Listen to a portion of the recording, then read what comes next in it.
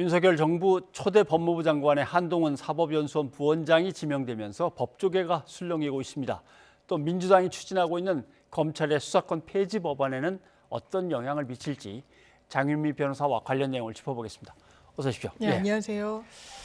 자, 통상 이제 서울중앙지검장을 하든지 아니면 지역에 가서 고검장을 하든지 아니면 대검의 간부를 쭉 맡다가 검찰총장을 하고 법무부 장관을 간다든가 뭐 이런 코스가 있는 건데 서울중앙지검장도 하지 않고 바로 장관으로 뛴다. 그러니까 물론 이제 7기수나 위에 있는 검찰총장을 건너뛰는 건데 지금 내부 분위기는 어떻게 감지가 됩니까? 일단 뭐 정치적인 어떤 해석 이런 걸 다 떠나서 검찰 내부도 상당히 술렁이는 것은 맞는 것 같습니다. 말씀해 주신 대로 사실상 기수가 27기로 김호수 검찰총장이 20기입니다. 그러니까 검찰총장과 법무부 장관의 어떤 기수 역전이 일어난 게 한 7, 8번째 정도로 사실상 좀 이례적인 인사 발탁임에는 좀 부인할 수 없는 부분이 있고요. 때문에 뭐 통영지청장이 오늘 사직의 의사를 밝히면서 물론 민주당이 추진하는 뭐 검수 완박에 대한 문제 제기도 했지만 사실 검찰 인사와 관련해서 이른바 윤핵관으로 채워지면 안 된다라는 어떤 그런 우려의 목소리들 그러니까 윤석열 당선인의 최측근이자 신복이라고 거론되는 한동훈 검사장이 사실상 파격 인사 조치가 됐다. 법무부 장관으로서 검찰은 기본적으로 검사 동일체 원칙이 있었고 좀 도제식으로 업무를 익히는 그런 구조가 있다 보니까 아마 줄사표가 있지 않겠느냐 이런 전망도 나오고 있습니다. 한 7기수 미친 후배가 검찰총장으로 올라온다면 검사들이 뭐 줄줄이 옷 벗고 나가야 되지만 그래도 저쪽에 법무부 장관으로 갔으니까 꼭 검사들이 그렇게까지 할 필요가 있는가 하는 생각도 한편으로 들고 또 한 후보자의 얘기는 아니 이제 그런 경력 때문에 뭐를 못 맡고 기수 문화는 이제 그렇게 강하지 않지 않냐고 얘기를 하는데 한번 좀 들어보시죠. 대한민국은 이미 여야 공히 20, 30대 대표를 배출한 진취적인 나라입니다. 제가 지금 거의 50이 됐고 그리고 공직 생활에서 이 분야에서만 20년 넘게 근무를 했습니다. 이런 정도 경력을 가진 사람이 나이나 경력 때문에 장관직을 수행하지 못할 만한 나라는 아니라고 생각하고요. 그리고 기수 문화는 국민의 입장에서는 철저히 아주 지엽적인 겁니다. 자, 한 후보자 얘기는 기수 문화는 국민의 입장에서 보면은 그렇게 중요한 것도 아닌데라고 하지만 자 검찰 입장에서 검사들은 진짜 줄줄이 사표를 낼 것 같습니까? 일단 법무부 장관이라는 자리는 검찰총장과는 좀 다르게 정무직 공무원이다 이렇게 평가를 받기 때문에 기수 문제와 관련해서 검찰총장으로 임명됐을 때와는 좀 기계적으로 다른 게 아닌가라고 하는데 사실 뭐 여러 여건에서 이야기 나오는 것으로 봐서는 그 당시에 윤석열 서울중앙지검장이 본인이 이제 검찰총장으로 영전을 하면서 후임자와 관련해서 건의하기를 한동훈 검사장을 굉장히 적극 추천했다라는 또 이런 전언들이 나오고 있습니다.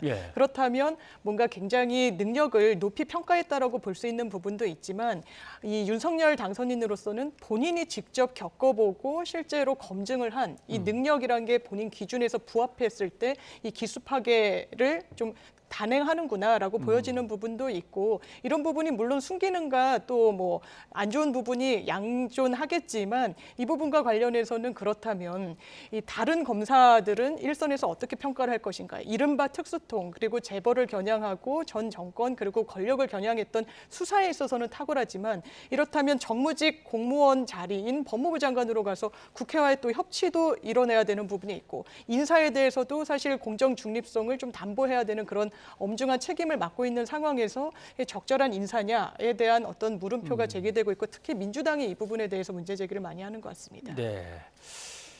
장제원 비서실장이 뭐라고 설명했냐면 법무부 장관 임명은 칼 대신 펜을 쥐어준 거다.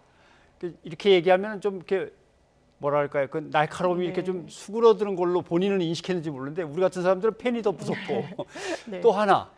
펜을 손에 쥐어준 거다라고 하니까 인사권이라든가 이런 걸 막 휘두른다는 뜻으로 들리기도 하고 또는 대통령의 명령이 바로 법무부 장관을 통해서 검찰총장한테 가는 이런 느낌들 장 비서실장이 설명 좀 잘 못한 것 같은데 어떻게 보세요? 어떻게 될 것 같아요? 일단 장제원 비서실장은 그런 취지인 것 같습니다. 이를테면 한동훈 검사장이 이른바 여권 그리고 문재인 정부에 대한 어떤 비판을 굉장히 숨기지 않고 굉장히 적극적으로 의견 개진을 해왔었습니다. 예.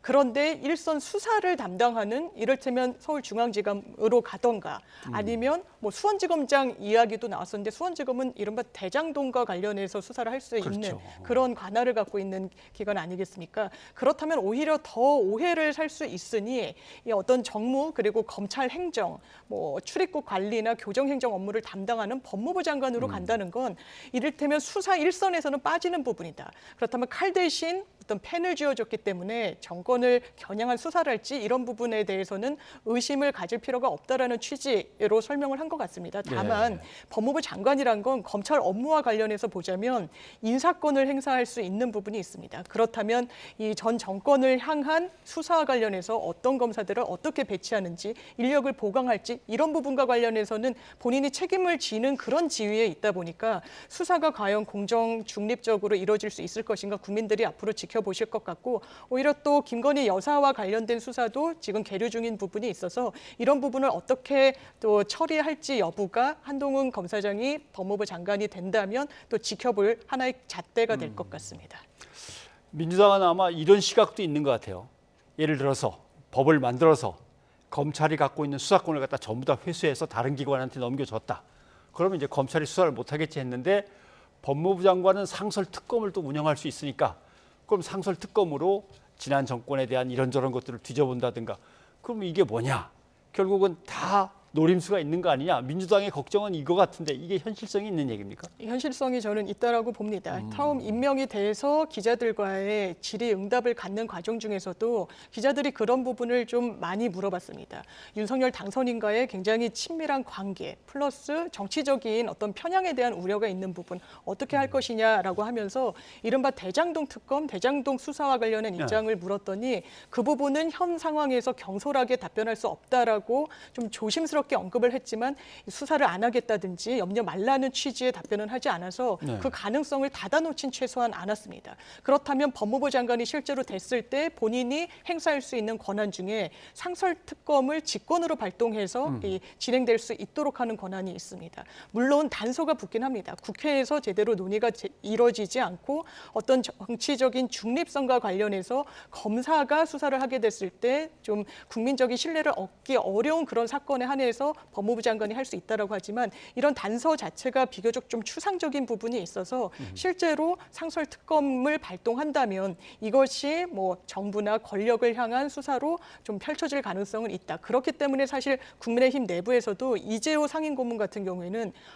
이번 인사 상당히 좀 황당하다. 사실 검찰을 직할 체계로 가져가는 거 아니겠느냐라는 또 우려의 목소리도 내부에서 나오는 그런 상황입니다. 네.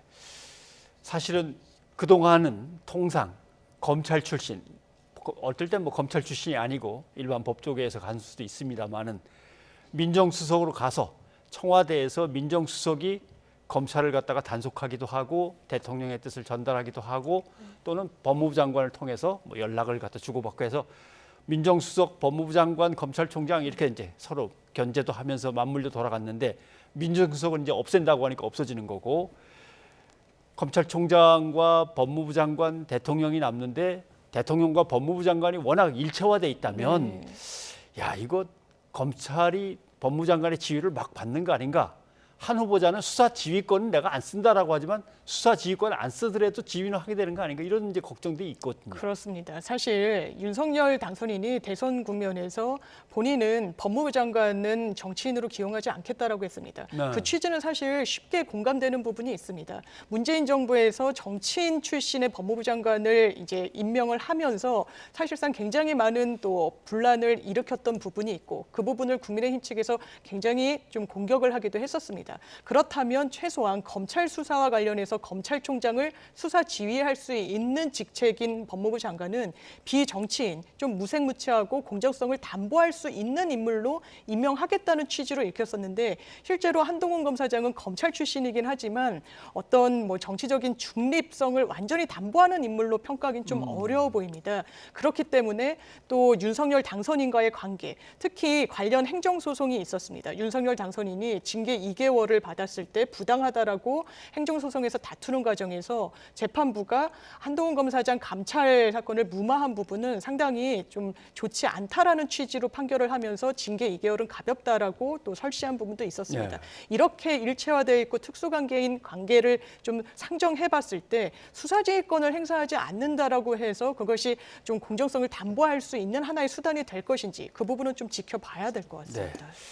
자, 사실 발등에 불 떨어진 사람은 또 김호수 검찰총장입니다. 밑에 검사들과 검찰 직원들의 이제 어떤 불만이나 아니면 원성이 자자할 테고 그걸 받아서 정치권에 가서 이제 얘기를 해야 되는데 검찰이 수사를 제대로 못하고 공정성이 없다면 그 부분을 어떻게 보완할 건지를 법을 만드시면 따르겠지만 다 가져간다고 하는 것은 다른 문제 아닙니까? 해서 오늘 박광원 법사위원장도 만나고 요청을 한 것 같은데 뭐 검찰총장이 이렇게 국회에 뛰어들어가서 호소를 하고 다니는 건 좀 이례적이죠? 굉장히 이례적이고 사실 검찰이 아는 다른 부처나 외청이라면 좀 상상하기는 어려운 장면이 아닐까라는 생각이 듭니다. 예. 지금 이른바 검수완박이라는 건 이 제도 개선을 제대로 좀 담아내지 못한 용어라는 생각이 듭니다.